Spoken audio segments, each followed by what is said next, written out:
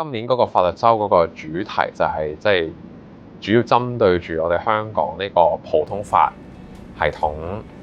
嘅優勢啦，點樣可以即係銜接中國內地同埋世界唔同嘅地方咁樣啦。亦都係我哋今次法律週咧另外有一啲主題咧都係探討一啲即係近期香港我哋法律界可能關注嘅事項啦，即係一啲可能係可持續發展啊，或者係可能係一啲嘅電子資產關注議題啦。咁所以我覺得今次嘅法律週咧，即係基本上對一啲我哋香港嘅執業律師嚟講啦，即係可能係一個幾好嘅機會咧，可以去了解一下，就係香港其實近嚟咧我哋法律界可能要有啲咩要關注，嚟緊呢幾年可能會有啲咩嘅新嘅變化咧，就可能會係今日呢一個嘅法律週呢啲嘅討論嗰度咧，就可能會大家會有啲得着啦。因為畢竟我哋平時咧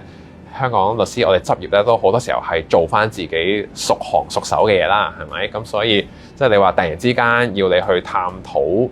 以電子貨幣呢一樣嘢係啊，或者係呢啲英文我 stable coins 咁樣呢一啲嘅，即係我諗可能我哋好多同律師嘅朋友，即係平時可能難以抽身，未必有機會去真係好仔細咁樣去研究啦。咁但係今日嚟到法律週，我哋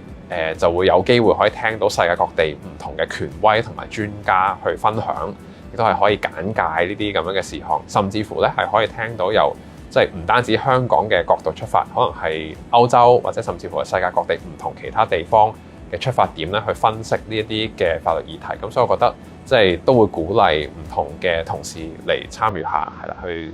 即係長知識啦，同埋認識下世界等等，係啦。